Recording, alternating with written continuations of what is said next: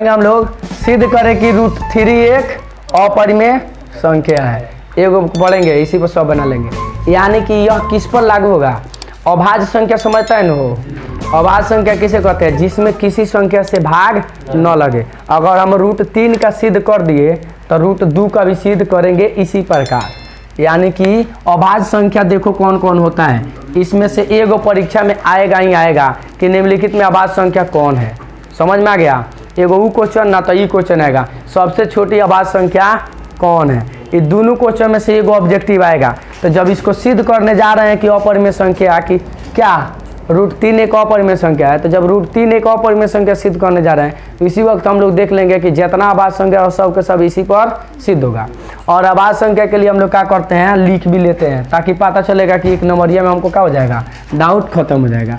देखो यहाँ पर 2, 3, 5, 7, 11, 13, 17, 19, 23, 29 और 31, 33 नहीं है, 37, 39 नहीं है, 41, 41, 43 और उसके बाद 47, उसके बाद 49 तो है। यानी कि हम लोग 51 तक जान गए। 53 यहाँ तक अभाज्य संख्या याद कर लो, ठीक है। इतना में से कौनों आ जाए कि रूट इतना सिद्ध करे तो सेम टू सेम इसी तरह सिद्ध होगा। और तो क्वेश्चन कौन आएगा, √2 तो कम आता है, √3, √5, √7 हो गया, टाल हो गया, लेकर से ज़्यादा नहीं आएगा। तो ये इसीलिए हम तुम लोग को बता दिया है। तो देखो सबसे पहले यहाँ हल लिख देंगे। क्वेश्चन नंबर मान के चलो, क्वेश्चन कौन है पता नहीं है तो हम लिख देंगे यहाँ हल। हल लिखने के बाद लिखेंगे माना कि √3 एक परिमेय संख्या है। अपरिमेय है लेकिन मानेंगे कौची, परिमेय। तो लिखेंगे कि माना कि कौन सी √3 एक परिमेय संख्या है। एक बात हमको बताओ बाबू, जब परिमेय संख्या है तो इसे PQ के रूप में लिख सकते हैं। तो इसे क्या कह सकते हो, इसे P/Q के रूप में लिख सकते हैं ना हो। जब लिख सकते हैं तो एक और चीज़ ध्यान रखेंगे, जहाँ है जो निचला बाबू 0 ना होके, कैसे कि किसी भी संख्या में 0 से भाग देते हैं तो उसका मान के लिए और नहीं निकलता है, अपरिभाषित हो जाता है। तो अपरिभाषित थोड़े करना है, तो जहाँ लिख देंगे कौन सी Q = 0 ना होके के चाहिए, ठीक है। तो परिमेय संख्या आ गया तो इसको लिख दे √3 = कौन सी P/Q। ये तो होगा कि ना होगा वो। अच्छा एक बात बताओ, रूट को हटा के देखते हैं कि परिमेय हो रहा है कि अपरिमेय। तो रूट हटाने के लिए हम क्या करेंगे, दोनों तरफ वर्ग करेंगे। तो लिख देते हैं दोनों तरफ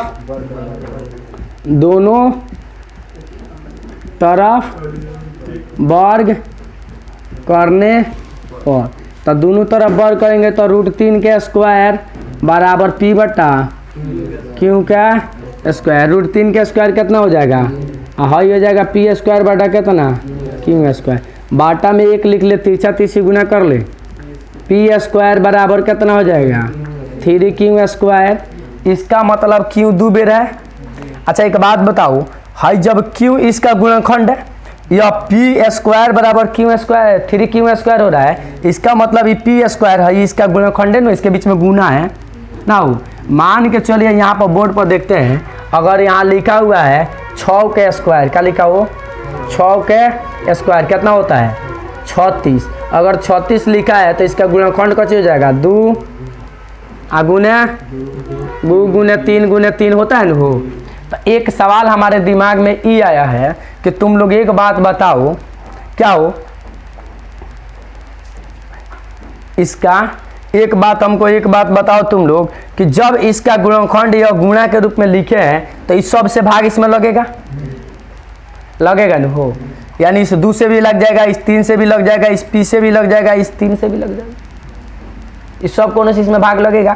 तो यहाँ जो P² है इसका मतलब इसमें 3 से भाग लगेगा कि ना आए।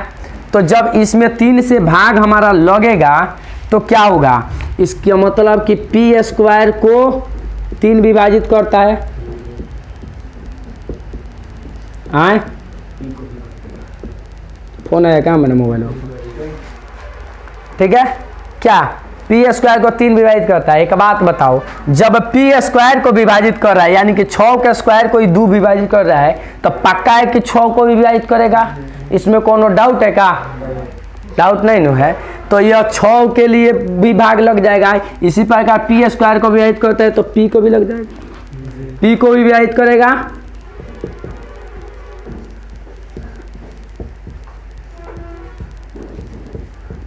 ना करेगा हो, पी को भी विभाजित करेगा। अच्छा एक बात बताओ, यस 36 में मानते हैं 3 से मैंने भाग दिया तो भागफल कितना आएगा, 2 दूना 4 तिहाई 12 ना हो, यानी कि अगर इस पी स्क्वायर में मैंने 3 से भाग दिया तो क्यू स्क्वायर भागफल, ये भागफल है ना वो आए। तो एक बात बताओ, तो जब इसका वर्गमूल 6 होता है तो 6 में 3 से भाग देंगे तो वही भागफल रहेगा कि भागफल बदल जाएगा, वही रहेगा। क्या कहो 36 में 3 से भाग दे तो 12 मरतबा कटा है, और 6 में 3 से भाग दे तो 12 ही मरतबा कटेगी, 2 मरतबा कट जाएगी, भागफल बदल जाएगा। इसका मतलब पी स्क्वायर जब था तो क्यू स्क्वायर भागफल था। अगर पी आएगा यानी कहने का मतलब अगर पी आएगा, अगर क्या चीज से भाग देंगे, 3 से भाग देंगे तो दूसरा भागफल एम मान ले ना हो, मान लेना हो आए, ठीक है बुझा रहा है। तो एगो एम मान लिए, क्या कोनो डाउट है, तो चले आते। तो जब एम मान लिए इसका भी वर्ग करके देखते हैं, फिर वर्ग करने, फिर वर्ग करने पर दोनों तरफ नहीं लिखेगा तब वो सही हो जाएगा, क्योंकि किसी भी समीकरण में एक तरफ वर्ग कोई कर नहीं सकता है, ये कोई रूल नहीं है ना हो। तो जब दोनों तरफ वर्ग करेंगे तो हो जाएगा पी स्क्वायर बराबर 3m के होल स्क्वायर, यानी कि पी स्क्वायर बराबर कितना हो जाएगा 9m स्क्वायर, 3 के स्क्वायर 9m के स्क्वायर हो गया ना हो। अच्छा एक बात बताओ, पी स्क्वायर बराबर कितना है इस समीकरण 1 में, 3 स्क्वायर, 3 स्क्वायर है ना वो। तो एक बात बताओ, है पी स्क्वायर हम हटा के है तो लिख सकते हैं यहाँ पर आराम से, तो ये कच्ची हो जाएगा 3 स्क्वायर बराबर 9, इससे ही कट जाएगा 3 मरतब, यानी क्यू स्क्वायर, सॉरी ये स्क्वायर में लिखना है वो, क्यू स्क्वायर बराबर क्या हो गया 3m स्क्वायर। हाँ इसका मतलब अब 3 हेकड़ों का विभाजित करेगा, विभाजित करेगा तो यहाँ क्या लिखेंगे हो, क्यू स्क्वायर को 3 विभाजित करता है, कैसे करता है वो, जब 3 क्यू स्क्वायर को विभाजित करता है तो उसी प्रकार क्यू को भी कर देगा जिस प्रकार ही कर रहा था। यहाँ जब 36 को 3 भाग कर रहा था इसका वर्गमूल कौन सी 6 को भी तो करेगा, तो क्यू को भी करेगा आए,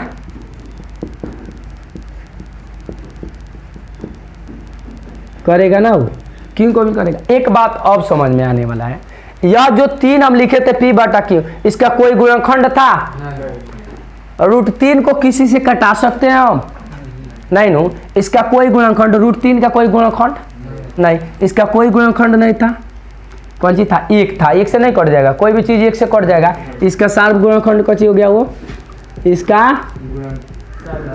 सार्व गुणन खंड कौन सी था 1 है, किसका, इसका सार्व गुणनखंड 1 है, और यहाँ सार्व गुणनखंड कौन सी हो गया 3 हो गया, समझ में आ रहा है।